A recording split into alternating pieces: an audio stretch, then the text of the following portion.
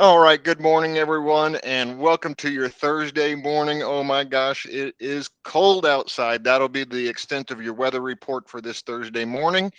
Uh, I want to give a big shout out before we start to Blair Neer and our friends over at Talking Monkey Media. It's a full service digital marketing shop. If you have any digital marketing website needs, content development, that's the place to go. TalkingMonkeyMedia.com. And the Fusion Hub, which is the program you're listening to now. My name is Chris Mayfield, and I'm your host and the founder of Fusion Consulting. And the Fusion Hub, for those of you who may not be aware, is where Richmond culture, business, and community all come together in one conversation. So, welcome.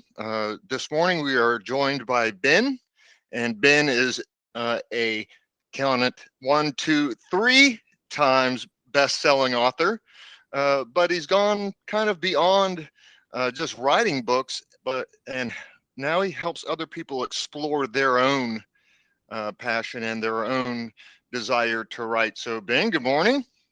Good morning, Chris. How are you today? I'm doing great, thanks. So, what's going on in the Ben world? Oh my goodness. 2022 is off to a rip-roaring start. I had made a commitment to myself to operate a little more slowly than I normally do in my life, or at least historically do in my life. And it's interesting when good things happen, I want to jump on them and collaborate with people and do a lot of good and help a lot of people. And then I have to take a step back and go, okay, wait, slow down just a little bit. And, let's take a pause before saying yes to all the good things that are coming through these days. I feel your pain. There's plenty of opportunity to do good things. Sometimes have to be selective, Ben. Exactly. Yeah, and Chris, thank you so much for having me on the show today. It's really a pleasure to do this with you. Oh, thank you. So tell us a little bit about what you do and why you do it, and the work that you do and why it's important. Yeah, thank you. My pleasure. So I help folks write and publish and profit from their books, and I take the perspective and the angle of, I want to do good in the world. I want to make a positive impact. So that's the reason why I'm first of all helping people with the book, because books are such powerful tools, so relevant to business. They help people stand out as experts and thought leaders and give people an opportunity to share their stories, right? Especially how they overcame some kind of challenge, right? Call it a mess to success, or from surviving to thriving, or hard-earned wisdom, whatever that is. But to be able to bring that story into the world, to be inspiring to other people. So I love doing it for all of those reasons. And I take the approach with folks that, hey, why wait until your book is published, right? Like, why not leverage the idea of your book or your half-written manuscript or whatever shape your book is in? Like, leverage that idea to make an impact with your message, right? Start attracting clients, start developing partnerships, because help needs to happen as soon as we can get to it, and we don't need to wait for a book to be published to bring our help into the world. All right, so tell kind of share with me if you can, kind of the journey that your clients kind of experience when they come to you and say, Ben, I've got this great idea, or maybe I don't have a great idea, but I want to start forming a great idea through the process of writing. What does that journey kind of look like for them, and what do you lead them through? Yeah, thanks for asking, Chris. I appreciate that. So, take a little bit different approach from a lot of folks, where you'll start writing books with some people and they'll say, okay, start writing your book. And I say, no, don't start writing your book. Start by actually having conversations with your readers, with your potential readers.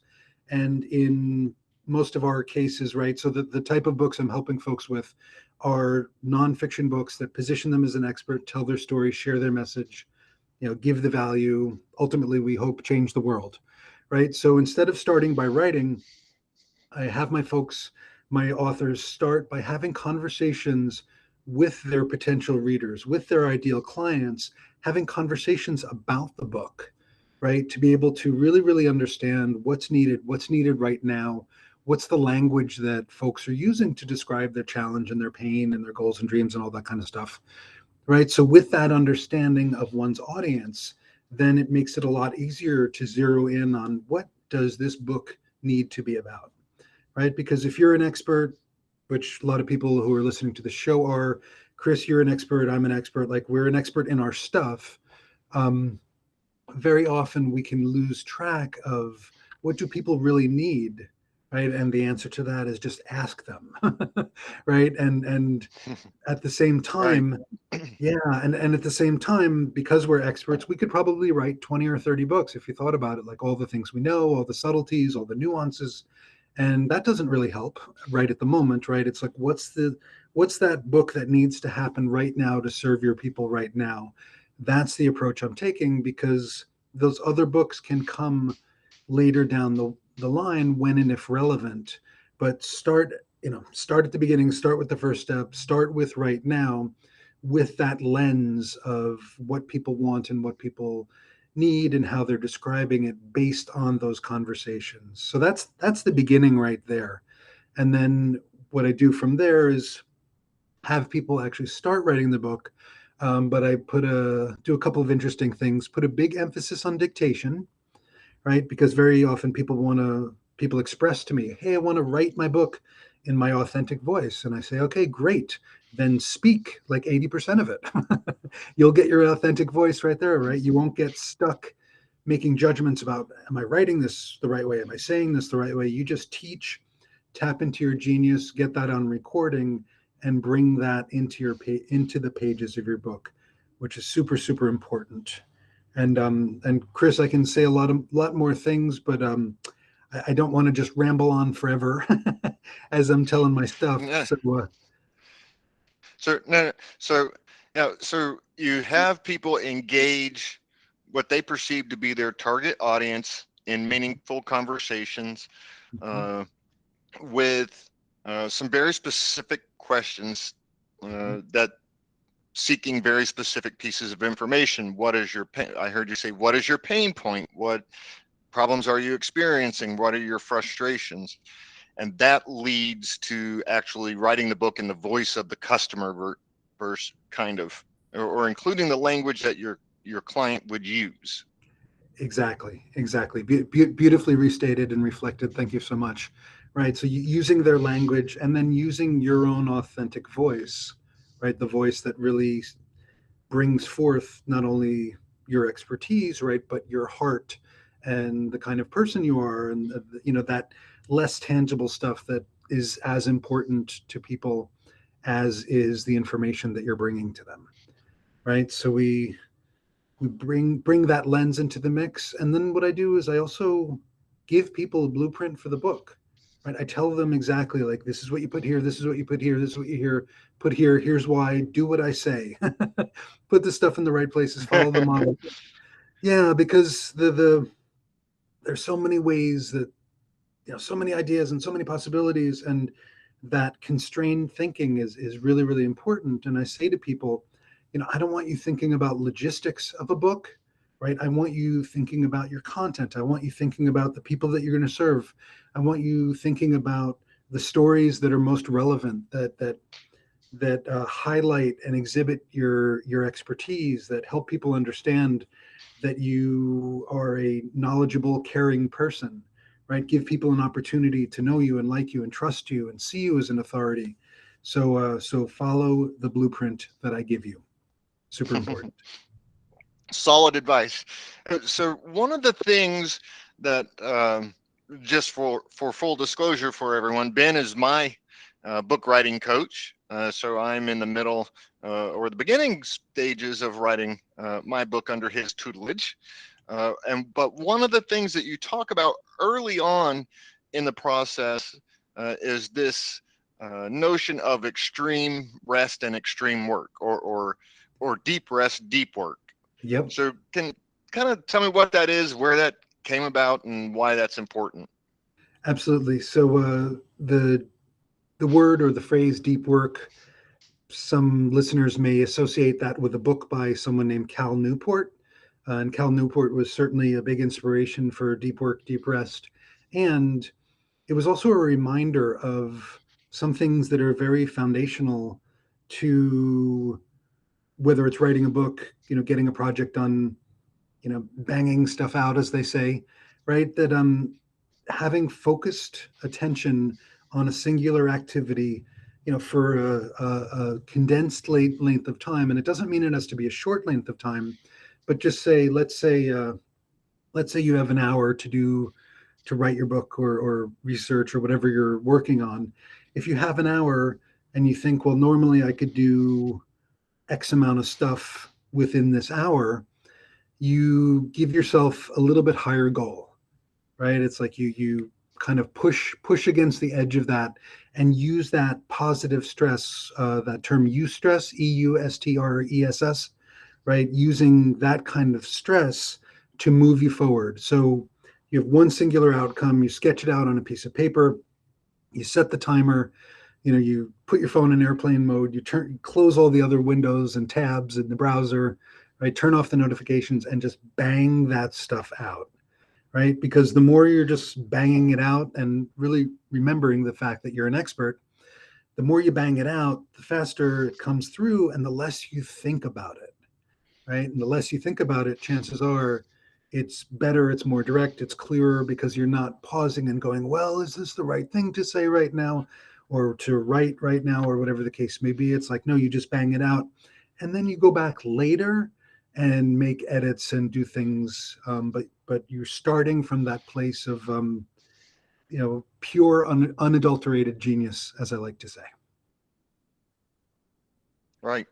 Awesome. Yeah. Hey, so another thing that I found really, really helpful, particularly in the beginning stages, is as you're contemplating what to write in the beginning, is the practice of short meditations. Mm-hmm. So Beautiful. Yeah. Thank you yeah, for bringing where that. did that? Yeah. Yep. Thank you. Right. Let me keep talking over you, Chris. Sure. Yeah, um, yeah. Go for thank you. it. Thank you very much. That's what I'm here for today. Um, no, so I've been a meditator for, gosh, since 2006, right? So whatever the math is about that, quite a while. and and just the more I practice, the more I realize that I enjoyed that space of calm, not just in the meditation itself, but also after the meditation, right? Like I was taking what was happening on the cushion, so to speak, out into my world, into my life, and things would work better, right? Like I would be able to find answers more easily, right? I would be a more dynamic interviewer or interviewee, I should say, when I was on a podcast, or, I'd be better at my speaking when I was on stage. So I started going, wait a minute, like, how can we apply this to books? And very simply, just I invite people, I recommend to people to sit down and meditate for a few minutes before the book writing or the research or whatever the case may be, before that stuff begins, right? To get in that calm and clear state, which really opens up the door to intuition, to insight, to, depending on your point of view, to a download or a partnership with God or the universe. But basically that we give ourselves an opportunity to get out of our own way and really let the genius and the insight come through. And it works so well, right? If you think about, all the insights you've probably had, like taking a shower or driving in the car or, taking a walk, suddenly you're like, oh my God, I know the answer. what I want to, what I Yes. want Yeah, it happens all the time. Yeah, yeah. So what I want to do with my book writers is help them to be able to cultivate that energy and not just have to wait for, oh, maybe when it happens, but to prime the pump for that insight and intuition to come through, and then to be able to bring that into their book or into their speaking or whatever the case may be. Okay. Hey Ben, if someone is listening, they're driving in their car, hopefully not writing everything down that you say while they're driving, but if they're listening, where how can they get hold of you? How can they reach you if they're ready to write that book? and they need some coaching, how do they get hold of you? Thank you. Easiest way is just to come to my website, influencewithaheart.com, influencewithaheart.com, and just go to the connect page and grab a time, and happy to chat and help you get clear on what makes sense for you. If I can support any of your listeners, Chris, it would be my pleasure. And if I can guide anybody into the next best step that doesn't involve me, it would be my pleasure as well. Awesome. Thank you very much. So you have Welcome. written 3 bestsellers. Correct. and so that's not a small achievement. That is, most people don't write one bestseller, right? So you've managed to write 3. Correct. And so what is it that you think, or what's the reason that your books are so wildly successful and become bestsellers? Because it's not common, right? And you've got 3. So what is it about the books or about the way they're written that you think leads to being a bestseller? Yeah, thank you for that question. So there's a couple things in the mix. One of them is, first and foremost, is really understanding my audience and what they need. And for each of my books, my first book was Marketing with a Heart, right? Second book was Influence with a Heart. Third book, Influence with a Heart Method. The audiences evolved, or my work evolved, or a little bit of both during that time, right? So as I was writing each of those books, I was really, really focusing on, okay, who are the people I serve? How am I serving them? What are their challenges? Like, similar to what we were saying at the beginning of this chat today, right? Having those conversations, reaching out to people, and really understanding from them, what are their biggest challenges, goals, needs, dreams, etc. Right? And making that the centerpiece of my book. And then from there, thinking about, okay, well, how do I help them overcome the challenge, reach the goal and dream? How do I help them understand that I'm uniquely suited to help this set of people? Like, I'm not for everybody. I don't want to be for everybody. And any business that's going to be successful, you don't want to be for everybody, right? You want to be a magnet. You want to magnetize the right people, and you want to repel the wrong people. So the more you're dialed into, who your audience is for your book, that's the beginning, and the foundation, and probably the end as well, if you think about it, right? It's the full circle. And then the other part of that is having networks of people, both folks on my email list, social media followings, but also my connections, my collaborative relationships, and having those folks, or requesting that those folks help me out when I launched my book, right? So being able to reach so many more people than just who are on my email list and with my own, under my own purview, so to speak, but being able to reach other audience as well, and somebody else saying, hey, go check out Ben's stuff, or go buy Ben's book on this day, right? It was the very, very little success happens when we're by ourselves, right? But we put a Right. group of people together, and that's really how it can happen. So, Ben, you're a fantastic writer, successfully wrote 3 best-selling books, but that's not all you do, right? I mean, you kind of work inside the culture space and kind of corporate culture, and I think you've done some, if I recall correctly, you've done some work with Stanford and MIT and some pretty uh, uh, uh, large, important academic institutions. Can you tell us a little bit about what that work is, what that work was, and how it's influenced what you're doing today? Yeah, thank you, Chris. I'd love to do that, and I want to tell a fun little story. Sure. So I had the opportunity when I was getting ready to write my second book, Influence with a Heart. Somebody reached out to me, and they said, hey, you look like a public speaker. Do you want to come do a 2-day live training at Stanford University to visiting business people? And I said, of course I do. Right? Like, who's going to say no to that? So I signed the contract, and as we were hanging up the phone, myself and the event planner, I said, hey, by the way, as an added value, I'm going to show up with 130 autographed copies of my book for everyone in the audience and for your staff. And she said, oh my God, that's amazing. That makes us look good, wonderful for the audience, etc. I said, you're welcome. I'm so excited to share my new book with you. I'll see you in 6 weeks, right? Hang up the phone. And I went, oh my God, I need to write a book right now. So 6 weeks. Yeah, you sold the book before you ever wrote it. That's a great Exactly. story. Thank you. That's Yeah. confidence. Thank you. Thank you. Yeah. Maybe confident, little recklessness, a little bit of like, okay, I'm just going to make this happen.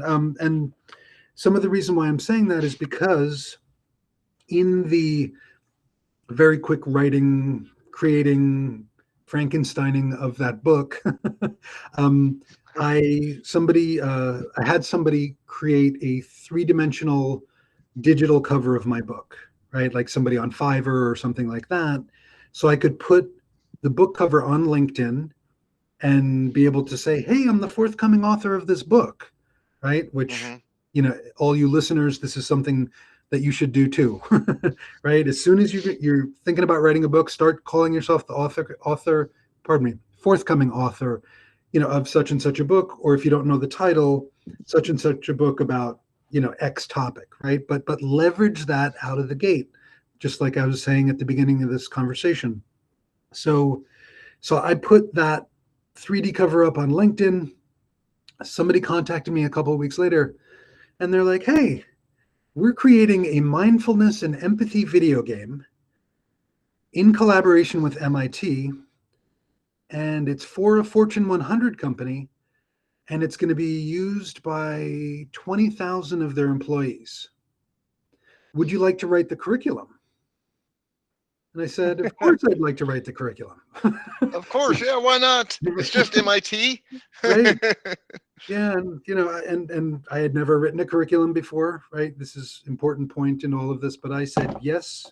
I said emphatically yes, right? And we made it happen, right? And the intention of that game was to help, among other things, really shift the culture of this Fortune 100 company, right? That they still have, I should say, a tremendous front-facing customer service, customer experience setup, right? They deal with a lot of folks on the phone. So the intention of the game was, how do we help those people, those frontline people, to be more resilient, having difficult conversations, because a lot of the conversations weren't so pretty because of the context. And then number two, how to increase customer loyalty, right? And be able to impact not only the people uh, on the front lines, these customer experience agents, but also to ripple that out, to their family, to their friends within the organization and outside of the organization, right? Because if you think about it, a company's brand is basically, the external of their culture, right? So we tried to work both sides of the fence, so to speak, and change the whole experience, or at least evolve the whole experience in a way that really put the customer first and also put the employee first at the same time, realizing that this is a human to human interaction, and coming from a place of how can we make or help everybody to win in this situation. All right. So, best-selling author, 3 books, uh, training business professionals at Stanford, writing software or assisting in writing curriculum for a training program for a major corporation. And because that isn't enough, how many magazines have you helped publish? Thank you. So it's a total of about 352 million at this point. And I'll explain how we got to that number very quickly. So I was part of the launch team. I helped launch AARP, the magazine. So for your Mm-hmm. out of the US listeners, right? AARP is the biggest, I think it's still the biggest magazine in the world that advocates for the rights and benefits of people over 50.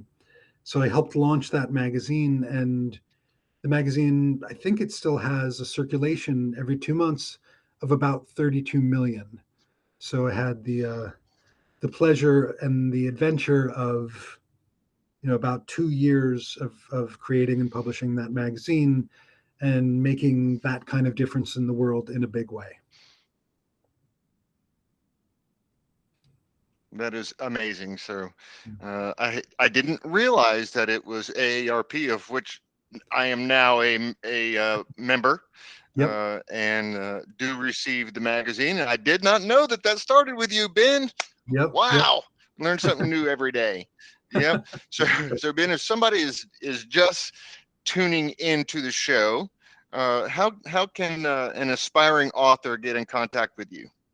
Yeah, thank you. So, two ways to do it. One is to visit my website, influencewithaheart.com. Once again, influencewithaheart.com. And the other way, if you want to see my stuff in action, is hop on my email list and get access to a great tool that you would love. Basically, we all know how important it is to get book reviews and testimonials for our business, even if you don't have a book yet. So I have a great set of templates to make it really easy to get testimonials for you and your stuff.